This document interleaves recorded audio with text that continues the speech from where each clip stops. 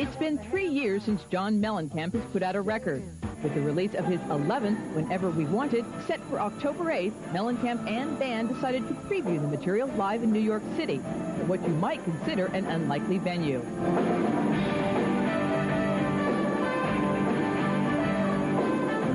The name of the record is Whenever We Wanted, right? And it's about temptations that we all go through as men, women, and whatever. And, you know, just to boil it down to like the lowest common denominator, I shouldn't do that, but I'm going to. You know what I mean? And then the next morning it's like, man, why did I do that? Whenever We Wanted marks a turning away for Mellencamp, and his gentler acoustic treatments featured on his last releases. We made a conscious decision when we started this project that, you know, no violins, no dobros, no accordions. Let's go back to boom, boom, crack. You know, American Fool with maybe a little bit better lyrics.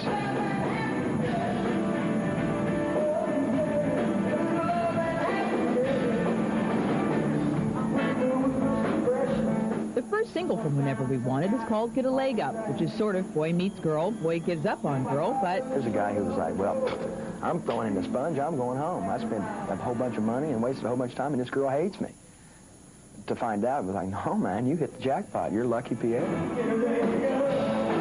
While the audience appeared to get off on Get a Leg Up and the 7 other new songs performed that night, John Mellencamp would have us believe that for him, the show was just work.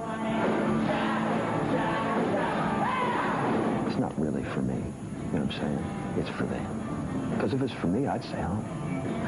I'd do the pain, you know. You don't like playing more?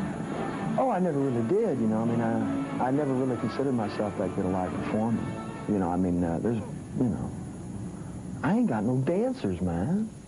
You know, I ain't got no choreography. You know, we're just up there dancing, looking like a bunch of white kids. Maybe, but in the end, he confessed to some fun. It was fun.